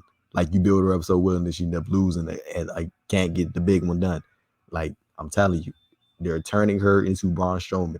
And if she doesn't win the next time they put her in this position, if she doesn't get called up, nobody's going to care anymore. Like I'm telling you, No. like this is like I'm telling they got one more chance because I think Bianca just has such a heavy fan base that people want to see it happen. Like, and I think she'll be the third African American NXT Women's Champion. So I think I know I want to see that, but like I'm just saying, like I said before, bro, they got. I'm telling you, Si, I want you to save this podcast and mark my words when I say this. They got one more chance before people just completely uninvested in Bianca Belair as far as NXT goes. I'm telling you, like if they don't call her up Yeah, and they keep her there and she loses again in a big match, it's a wrap. I'm telling you, like it's done. I agree from an NXT point of view. I think from a Raw and SmackDown point of view, they've done a good job with the Rumble Yeah. and Yeah. Oh yeah. I think she'll be stuff. fine on Raw SmackDown. Bianca's just special. She's so charismatic and so different to everything all the other women do. No one else is doing the things she does the way she does, and she's special. I think so. I saw some people say they think she's going to go to SmackDown and then go into a triple threat with Charlotte and Rhea Ripley. I don't want to see that. I want to see on Friday night. I want to see Bayley come out and be like, particularly if Sasha's not going to be ready to go at Mania to go Sasha Bayley. I would want to see Bayley come out and say, I've beaten everyone, no one can touch me, etc., etc. And then have Bianca Belair come Isn't out and Oh, you good? My bad. I was just going to say, I think I'd like to see Bianca Belair come out and go after her and blah, blah, blah. But I think they're going to do Naomi Naomi. Yeah, versus but isn't Bailey defending the SmackDown Women's title against Carmella at Super Showdown? Like I think that's official. She's Is defending the it? title. Yeah, I think it is. Okay. I think. Well, no. Yeah. Matter of fact, no. What they're doing is Naomi is taking on Carmella this Friday, and the winner goes on the Super Showdown to face Bailey. That's what's happening. So I yeah. don't see her taking the title off Bayley Who? before Mania. I don't see anyone taking the title. I think I think Bayley will drop the title at Mania, Man, yeah. That's and why I think Carmella's gonna beat Naomi at Super Showdown. yeah, there's a And good I mean, no. story to be told. She's going to beat Naomi on Friday, and then lose the Bailey at Super Showdown, and then they're going to have Naomi beat Bailey for the SmackDown Women's title at WrestleMania. That's what I think. And then Naomi's from Florida, so So there's a really good story to tell with Bayley and Carmella, and I feel like because they're using it as a filler program before they move to Naomi for Mania, they're rushing it and not telling the story I as agree. well as it could be, which is a shame. Here's how about this then, mate? Naomi beats Bayley at Super Showdown for the title. Wait, so you think Naomi's going to No, beat? I'm asking you as an idea. Naomi beats Okay. Bayley at In Super Saudi. Showdown. Mm. If Sasha's ready to go, Sasha could screw her. Okay, but I will get to that bit. And then you do like a number one contender match, maybe a women's elimination chamber match. There's a mystery spot. Bianca Belair wins from the mystery spot in the elimination chamber, and you get an all African American women title match at WrestleMania in Bianca Belair versus Naomi. How about that? Do you think that That would be good? Yeah, that'd be cool. I just think the match would be great in general, like Yeah, man. But no, regardless of anything. I just think like they've done such a disservice to African American wrestlers over the years They that doing us it's about they time they doing they they doing change it. they doing us dirty on Black History Month, man. they, they doing us dirty. Like I mean, we got Keith Lee, Velveteen Dream, Flying High. Who else we got in bro? But it's a lot of independent wrestlers who doing like real great thing. A lot of African American independent, like Trisha Dora. She won I can't remember the title name right now, but it's a promotion in DC. She was the first champion of their promotion, so it was cool to see. I don't know if I interviewed Trisha Dora a while back, Yeah, I but remember you interviewing her. yeah, it was cool, man. I saw the video of her winning the title. I wish I'd have been there, but I had some other stuff that came up. But I saw the video, so it was real cool to see her, get that title victory. But as Yeah, far man. as just WWE goes, that like they have a real long track record of having African American wrestlers wait for that opportunity. Yeah, Like it just seems like for African Americans in WWE, it's just like, well, you got to wait your turn. As far as when it comes to other people, it's like one of those spur of the moment things, or if the crowd's super behind them, or if they just the hot ticket at the moment type thing. Like, but I mean that dates back years and years and years. Like even going back to that Ruthless Aggression documentary, like I just realized that Shelton Benjamin was the only person from that class that didn't win the world title. Batista won it, Orton won it, Lesnar won it, Cena won it. Benjamin didn't win it. You know what I'm saying? And he was just as good as a wrestler as either of them. Where I think he was probably the he was. most gifted. Like it just as far as like in ring technician goes, as far as like out of Orton, Cena, Batista, and Brock. Not maybe not character wise and physically, but when it comes to just in the ring, he was definitely better than all four of them. Like, and I don't even think that's up for debate. Like, just as far as the in ring technician goes, I think Sheldon was better than all of them, but he just didn't get that world title chance. Even he had chances, but like he didn't ever get the get the ball. So it's gonna be interesting to see what they do. I'd be totally down for a Naomi Bianca Belair match. The stands on Twitter are going to lose their stuff, going crazy trying to debate who's gonna win that match. But it's gonna be cool to see, man. I still think they should go Sasha and Bailey. I think a lot of people just want to see that, and I really think they just need to get that out the way, like, cause you like they've been teasing that for so long, bro. Like, and I think a part of me really doesn't want to see that match, bro, because I feel like a lot of people will end up comparing it to what they did at Takeover Brooklyn, and I just think that was just like a real special night for them, and they just clicked, like everything just clicked the way it was supposed to, and I feel like if they go to Tampa and they don't deliver the way that people think they are, Yeah, it ain't gonna be good, man. It ain't gonna be good because I just feel like that's all people want to see. They're gonna be like, are y'all gonna do what y'all did to Take Over Brooklyn? Are y'all gonna do what y'all did to Take Over Brooklyn? And if they don't, then what? yeah, it could be problematic, couldn't it? Mm. Um, so back to this match. What were some of your favorite parts of this match? One thing I really like is that Bianca Belair, like she doesn't rely on the braid whip like at all. Like Yeah, yeah, you don't ever see it like unless it's like big matches, and that I think that's just a credit to how good she is and how good she's become. Like the fact that she doesn't need to rely on that because everybody knows it's an easy part from the crowd. Like that's gonna get an easy reaction from everybody. So I mean that was just one of my favorite things about the match. And that somersault that Bianca did over the top rope, that was cool. Like that was real cool. Like she straight up flew over that thing, and it was funny because she made sure to hold on to her braid so it didn't get caught Mhm. over the rope. Like so that was cool. So yeah. Always thinking. Mm-hmm. The smart lady, University of Tennessee, right there, man. Education. Educated lady. Um, yeah, so Rhea sent Bianca face first into the steps before Bianca sends her back into the ring. They counter each other on the top turnbuckle before Rhea hits the riptide for the pin and the win. Mm-hmm. And then as Rhea Ripley is celebrating, Charlotte attacks from behind and Accepts the telling her that challenge. she'll Yeah. see her at WrestleMania. Holds up a title, drops it on Rhea, and then, just for good measure, attacks Bianca, throws her into the steps before we go to the commercial. Now, sir, that gives me hope. That So, gives me hope that maybe, just maybe, Bianca Belair might get added to that match. That gives me hope. Just a little bit of hope. Just a little bit of hope that she attacked Bianca, just to add that in there. Bianca might have some reason to come back at her. So I'm interested to see how that's gonna go down. I think it was reported.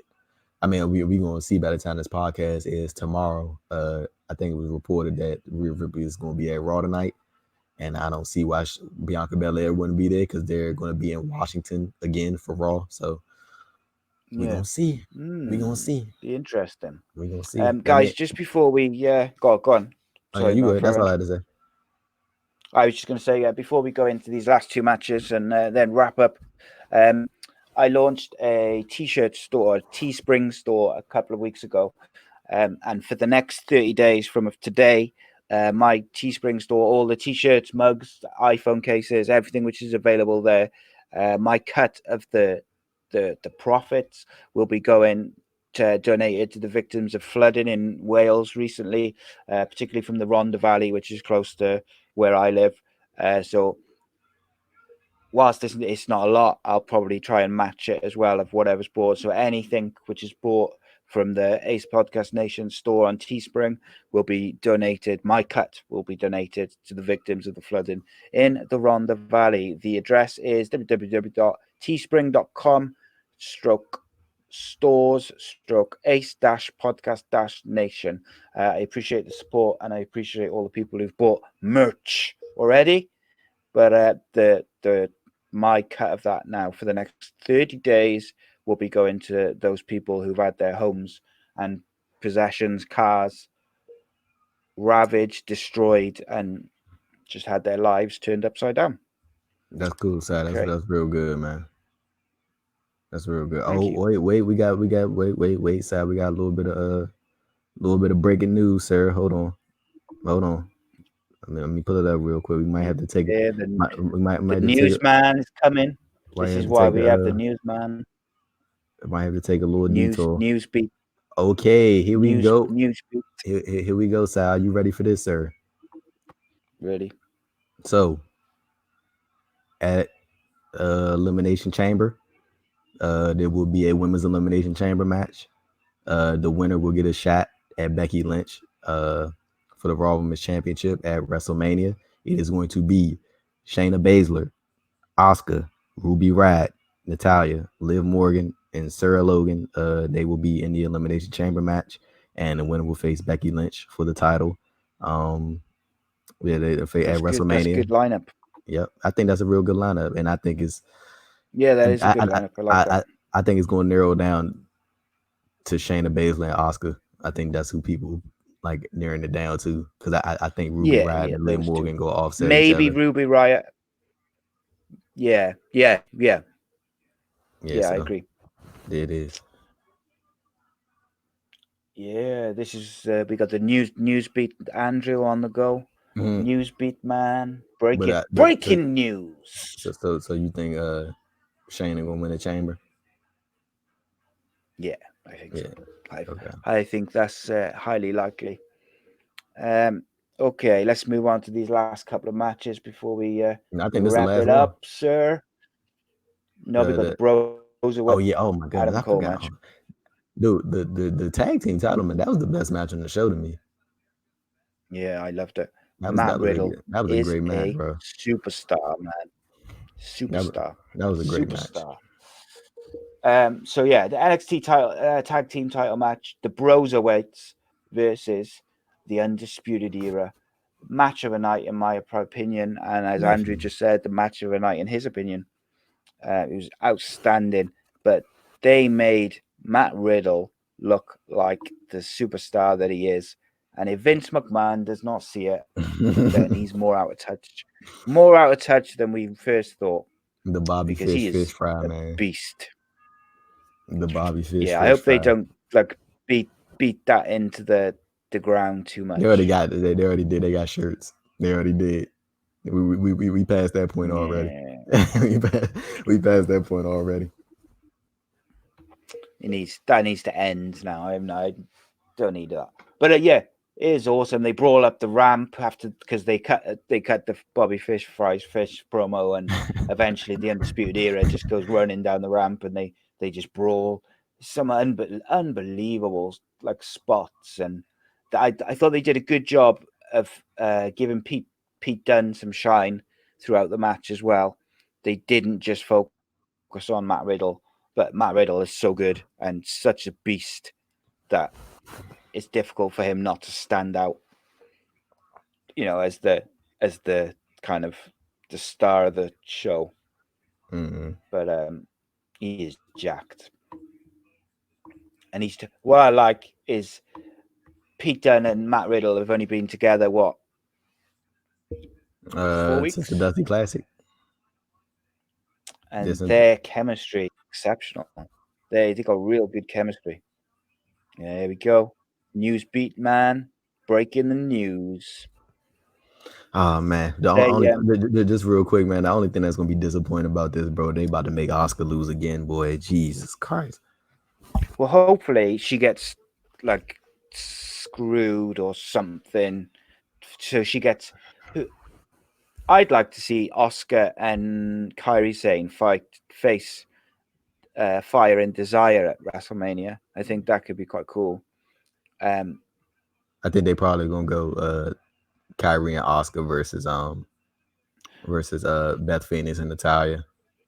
Yeah, that would be my preferred choice I think actually. that's But gonna happen. But that, either of those two matches would be good. So you could do something where I don't know, bro, some way bro, like Oscar Oscar, she in a is rut, man. protected. She in a rut. She in a real rough position, bro. Real Well, what rough they need to do position. now, is they need to have her go on a tear Definitely, between now and the definitely, Illumination Chamber, just squashing fools, definitely, whilst also having her and Kyrie squashing people as well.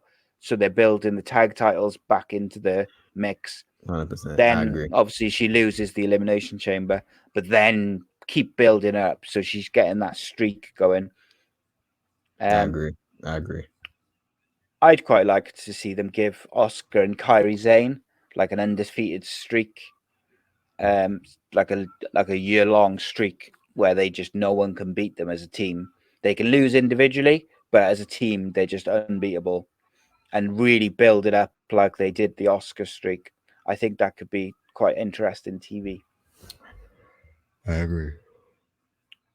So yeah, Matt Riddle and Pete Dunne. I just think they're some of the moves, their chemistry, it's all so good the way they've done it. They like opposites, but their chemistry is good. And what I liked is you had this seasoned tag team who've been tagging together longer than NXT's been a In thing, existence, yeah. and then you had Pete Dunne and Matt Riddle who've only been together like a month or two. So there was points where they had miscommunications, but it wasn't to turn one of them heel. It was because they're not finely tuned like the Undisputed Era. I really liked that part of the storytelling.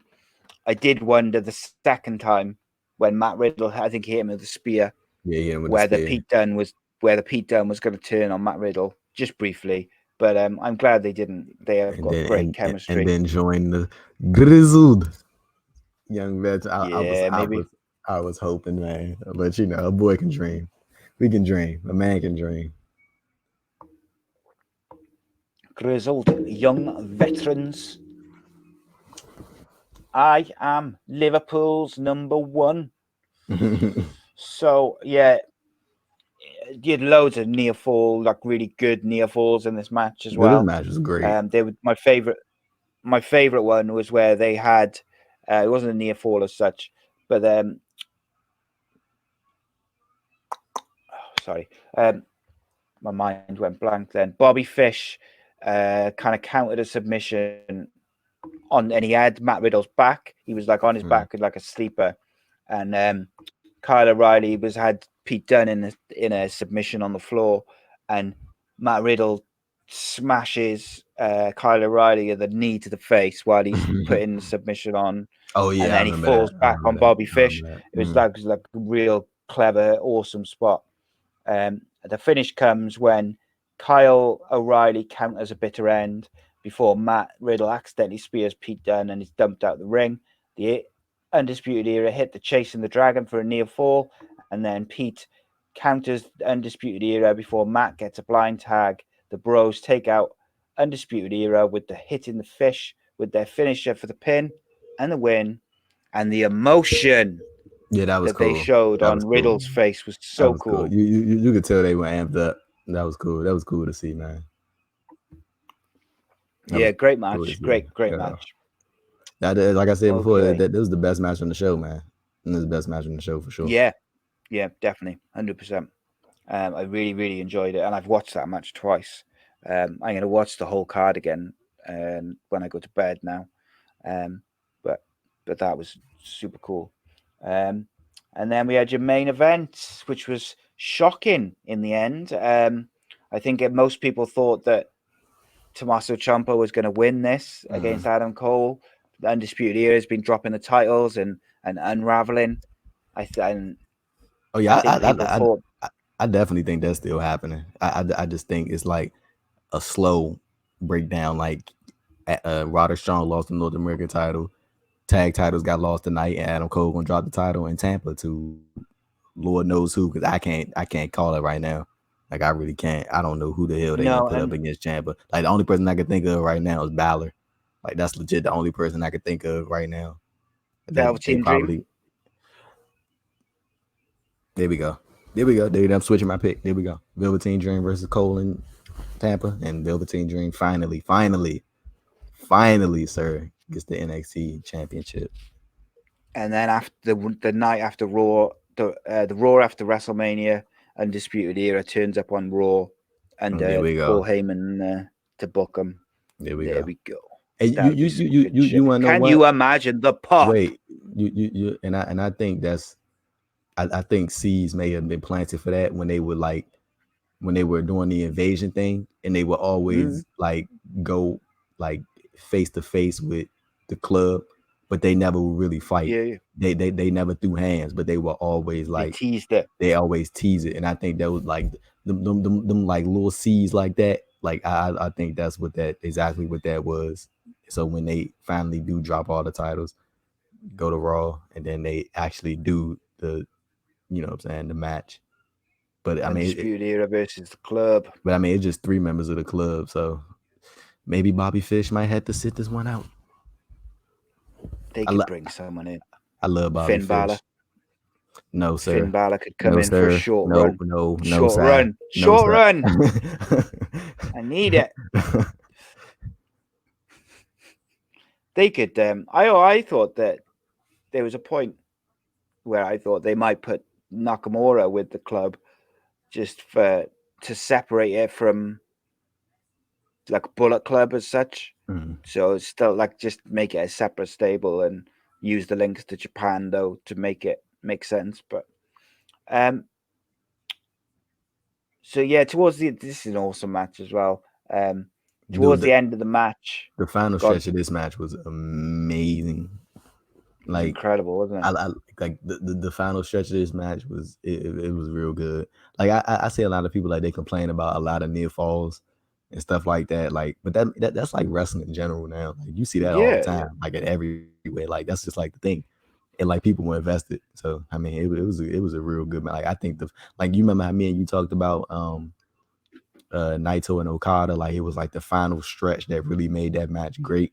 Like it was the same thing with Cole and Ciampa. Like the beginning portion was good. It was real good, but like it was that final stretch of near falls and the outside interference and that made the match great. And then Johnny Gargano's turn. Like that's what took the match to the next level. yeah. This was the end, very end of it was like overbooked, but overbooked well. If that makes sense. Yeah. And I thought when Adam Cole hit a load of super kicks, hit the last shot on Ciampa, but Ciampa rolled out of the ring, and that was like the the trigger point where it just went up to just another level. Mm. He rolled out. Ciampa then hit an air raid crash onto the apron. Then Adam Cole hit a Panama Sunrise off the announce table onto the floor before he rolled Ciampa back into the ring. Ciampa hit the Willow's Bell into the fairy tale ending. Real quick, side, can we talk about how Ciampa made a grown ass man chant "Daddy's home" and kissed his forehead? I ain't never seen nothing like that in my life. Like this was like a full blown grown. Like he looked like he had kids. Like It's weird. he made not even. I mean, just depending how you look at it, it was just like It the just fact is that what it is, isn't it? this dude was so like invested. Like Yeah. he went crazy when Ciampa kissed his forehead. Like dude lost it. Like he started chanting "Daddy's home." I was like, "What in the hell?" But that was great at the same time. I was like, "What the hell is going on in Portland?" But What is going on? but I mean that just goes to show you, man, how invested people are and just how fun wrestling can be if you just enjoy it. Yeah, man. Yeah. Ciampa hits the Willow's Bell and the fairy tale ending for a Isn't his very daughter named close near. Willow? Yeah, Okay, yeah, it is. okay, okay. A near fall. They exchange submissions. Then Adam Cole gets to the ropes. Roderick Strong distracts the referee before Fish and O'Reilly hit Ciampa with a high low. Another near fall. Then Ciampa sends Adam Cole out the ring onto the rest of the Undisputed Era before taking out Strong. And Adam hits another Lotus kicks, super kicks this time into the last fall for another near fall. Then Kyle hands Adam Cole the belt. Ciampa's ready for it, and they made Ciampa look very clever throughout. They didn't give him stupid babyface syndrome until the end. Mm. And then, I mean, even that you can excuse. And then Adam sends Ciampa into the referee out of the ring before Ciampa takes out Kyle O'Reilly, hits Adam Cole with the fairy tale ending, but there's no ref. The crowd like count to 10 or whatever. And then Johnny Gargano shows up and gets the belt. And you think he's going to give it to Ciampa. And it's like, what synergy? This pure, beautiful. Ciampa's going to help, Gargano's going to help Ciampa beat Adam Cole. No, Beautiful sir. storytelling. Johnny Gargano hits Ciampa with the belt. And Adam Cole covers him for the pin and the win. Did you expect that? Oh hell no, no, no. Oh, What I hell thought no. what I thought was gonna happen was I thought Ciampa was gonna beat Adam Cole. That's what I thought was gonna happen, and then I thought Killer Cross was going to lay out Ciampa. That's what I was thinking. I was not expecting Gargano in the slightest, but I think it was also a creative way to give Gargano back like some momentum because he literally just lost. So I think that was a good way to get him back in the mix. And like I mean, do I like necessarily still care for this Ciampa Gargano feud? No, but I mean I ain't complaining. Like as long as they put on a great match, then that's all I care about. And what I really They, think is gonna happen is like I think they need to do a specialty match, bro. Like they need to do like a Hell in a Cell or something like that. Like that needs to happen. Like it can't just be no regular smegular 1, 2, 3. Like yeah, they last man standing. they already did that. They did Last Man Standing. They Yeah. did like they did Street Fight. They did Cole and Ciampa They did done a three. cage match, didn't they? Yeah, they did a cage. Like I'd like to see NXT do a Hell in a Cell match. yeah, I think that could be real cool. they need to do that, man. And I mean, and then if they do that, I mean, maybe they do run Balor versus Cole and then have Ciampa and Gargano main event. I guess. I mean, because it's just because of the match type. So They're going to do 3 stages of Hell. they already did that. Oh, yeah. Remember when Adam Yeah, Cole yeah, and yeah. Tommaso Ciampa did that? What was that? That one that was at which takeover was that takeover? No, that was at War I don't know. Games. No, that wasn't 3 stages. No, because So the Undisputed always in the War Games matches. let me see, because I know they did a 3 stages of Hell match. No, that was Cole and Gargano. That was Cole and Okay. Gargano. Wait, Three Stages of Hell, NXT, uh, Three Stages of Hell. Yeah, that was NXT Takeover Toronto too. Adam Cole Gargano, Three Stages of Hell. That's exactly what that was. Mm-hmm. So yeah, they already did So that. yeah, so we had a question for you, which was, is there a disconnect with Gargano's attitude, behavior, and mannerisms in the Balor match? Then less than an hour later, turning heel on Ciampa. Mm, I agree to a certain extent. I just think it's that people are sort of like they pe- people are like losing that thing with Johnny Gargano. Like it's like I just think that he's NXT burnt out because he's done Yeah, everything in NXT, and like we already had our dose of the Johnny wrestling. Like we want to see him on top of the mountain, and we want to see him do this, and we want to see him do that. Like we already had that. We already had that moment. So like it's like okay, you take away from that, you turn him heel. We had a good heel run. I remember when he beat Ricochet for the title. I was like, kudos. Like they turned him heel. So I mean, they gave him the thing. But now it's just like because I feel like it's only so many layers that you can go just with Johnny Gargano as far as his character goes. Like I don't really like. I'm just more so invested in the type of match that they're going to put on. Like I'm not really invested in the feud because like what else can you possibly show me from these two that we haven't seen already? They had 3 matches already, bro. Like three yeah, it's big difficult, isn't it? like 3 big time matches. This wasn't like regular matches. Like they killed it at Takeover New Orleans. Like that was one of the best matches on the card.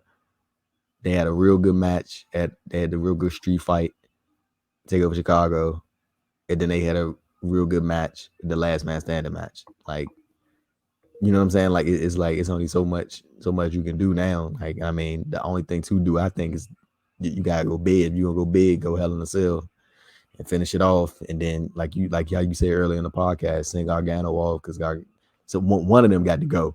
Like you can't have this next match and then they both stay in the NXT and think everything's supposed to be you know fine and Yeah, dandy. it's Like not going to work, is it? it's time to go. Like I don't even think it's left anything left for Gargano to do in NXT. Bro been an NXT Tag Team Champion, NXT North American Champion, won an NXT title. Would you want to? What do you want to challenge Charlotte Flair next? Like or Rhea Ripley? Like what? Yeah, Like it's nothing else for him to do. Like it's time for him to move on, man. I know he NXT for life, but like I'm just saying, like I genuinely don't think it's like anything left for him in NXT to do unless you just want him to be that guy who you turn into Dolph Ziggler. That's what you want to do. Turn him to Dolph Ziggler. Let him be the guy who face all the new guys. yeah, yeah. I think he could do a good job um, on like a Raw, and especially under Paul Heyman. I think that could be And then real he interesting. don't have to do just. You can have him working at 205 Live too. He can do both. Andrew Garza does both. Leo Rush does Yeah, both. You can have him do both. Have him do both. yeah, man. Right, I agree completely. Um, right, Before we go, real go on. quick, before we go, Oh, actually, one question, quick. uh, When Johnny Gargano came out, and he had the belt in his hands, and he looked like he was going to give it to Ciampa, did you expect him to turn heel at any point before he turned? nah, what I thought was I thought he was gonna have do the dumb baby face thing, like, no, you gotta win the match fair and square. Like that, that's what I no, but what I thought was I thought he was gonna like push the belt towards him, but then like once I saw him look up at at Champ, I was like, oh, here we go. Here we go. They about to do it again. So yeah, I mean, we gonna see. We gonna see. Takeover Tampa's only 2 months away. So, but before we go, sir, before we wrap the podcast up, because the next time that we'll be back is for AEW Revolution, and we will be recapping Super Showdown and Revolution, right? Because Super Showdown Yeah. is 2 days before Revolution. Okay, so we got. Yeah, Isn't we it got something else as well that we get? No, no, it's not. So it's it's Super so much Showdown wrestling going Thursday, on, and bro. then Like yeah, Super Showdown on Thursday, and then Revolution, Revolution. Yeah, so we'll focus on Revolution, and we'll skip through the Super Showdown. and then the week Yeah, after that we got Elimination Chamber. it's one of my favorite pay-per-views, Elimination Chamber. I love it. Yeah, but again, before we go, sir, we got to make our predictions for uh, Revolution and Super Showdown, so we could just run through these real quick. I got the thing up, and then we could wrap the podcast up. So we pull this up real quick, and then we could just make our quick little predictions. So here we go. First up, we got the New Day defending the SmackDown tag titles against the Miz and John Morrison. I think the Miz and John Morrison are going to win the tag titles. I concur completely, and We I'm ready for a heel Morrison and Miz title run. then we As got long as I get loads of dirt sheet vignettes. Then we got Brock Lesnar versus Ricochet. Ricochet gonna win by a squash.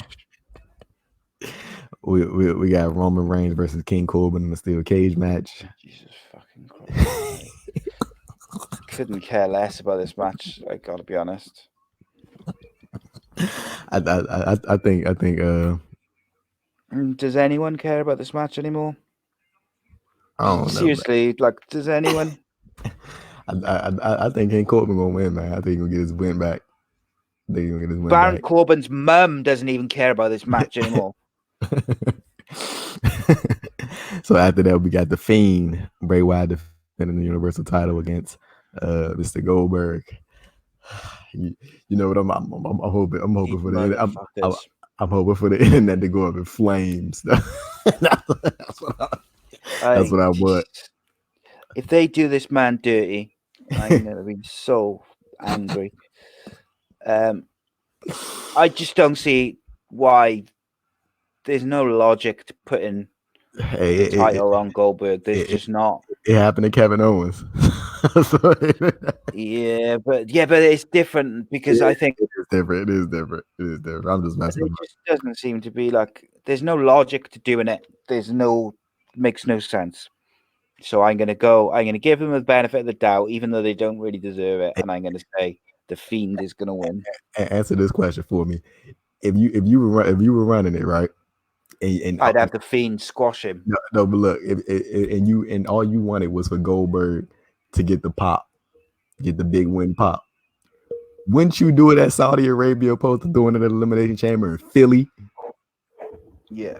Exactly. Yeah, I would, but I wouldn't do it now. Do you know what I would do? Is I'd have the Fiend no sell like all his moves and that, and do the normal Fiend match.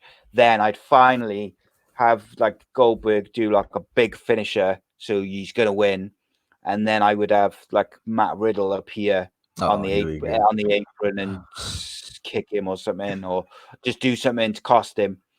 That would be what I would book. But one thing that for sure, like I'm like being completely serious, this match does not need to go over 10 minutes. Like this. No, God, no.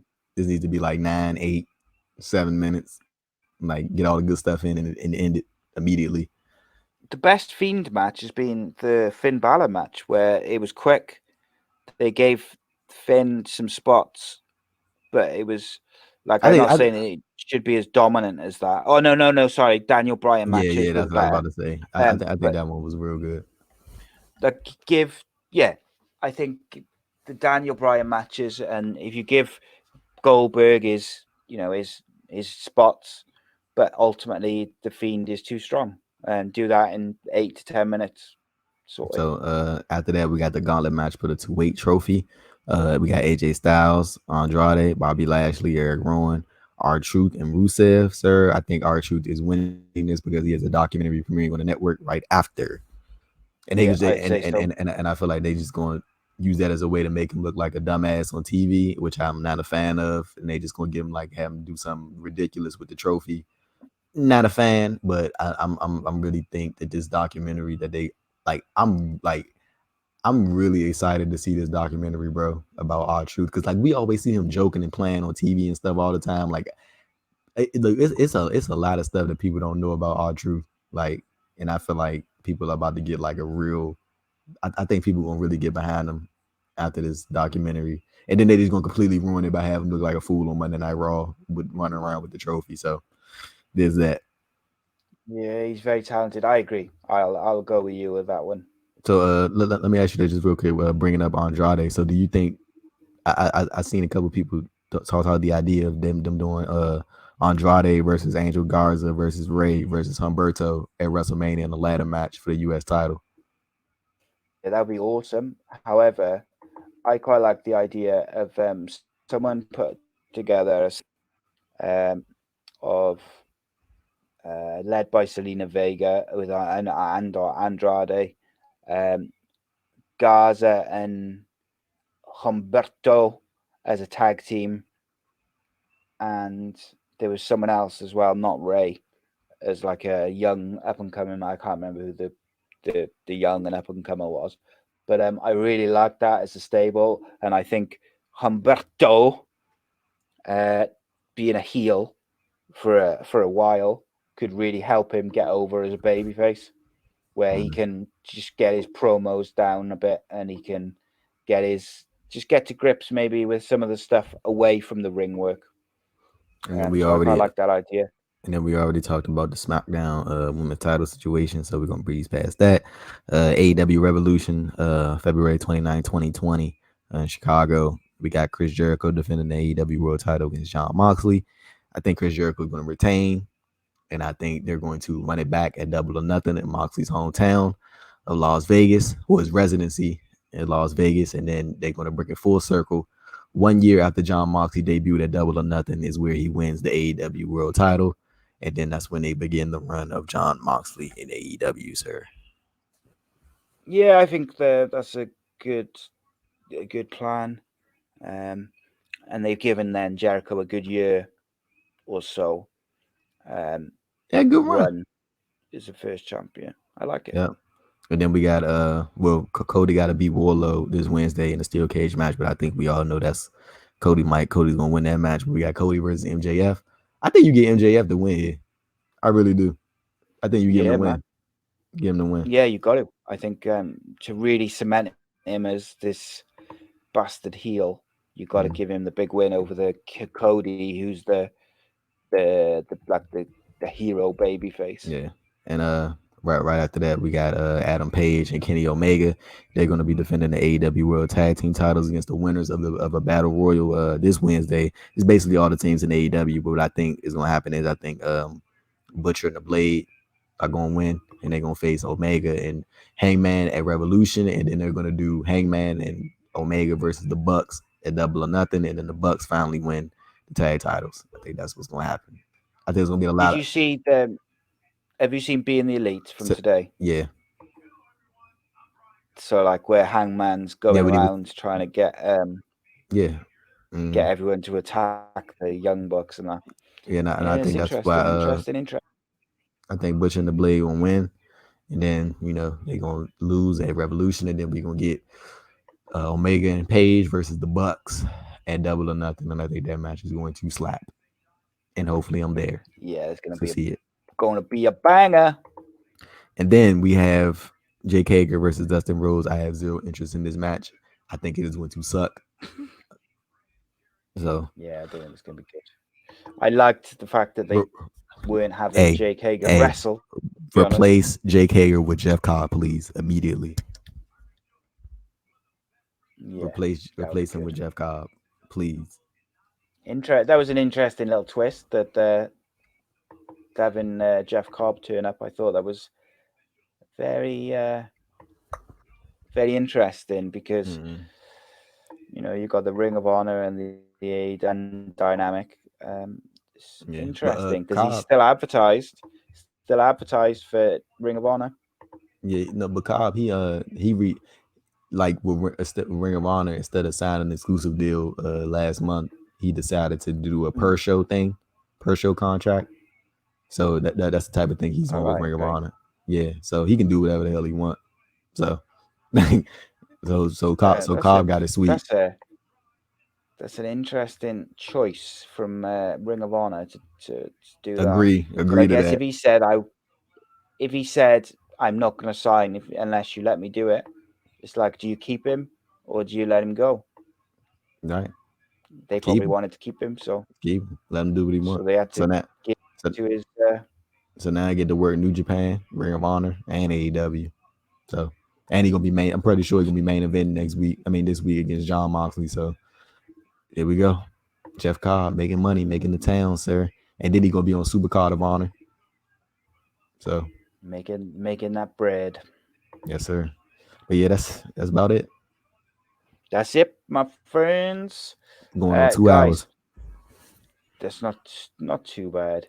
That It's the ain't tangents, mate. It's the that. tangents which Yeah.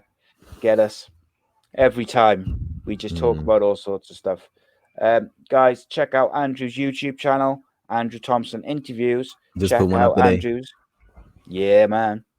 Check out Andrew's work on Post Wrestling at Post Wrestling on Twitter, and check out his Twitter at AD Thompson __, which you can see just under his beautiful face by there. You can check me out on Twitter and Instagram at ACEcast_nation, because I joined Instagram this week. Yeah, down with the kids. I'm down with the kids.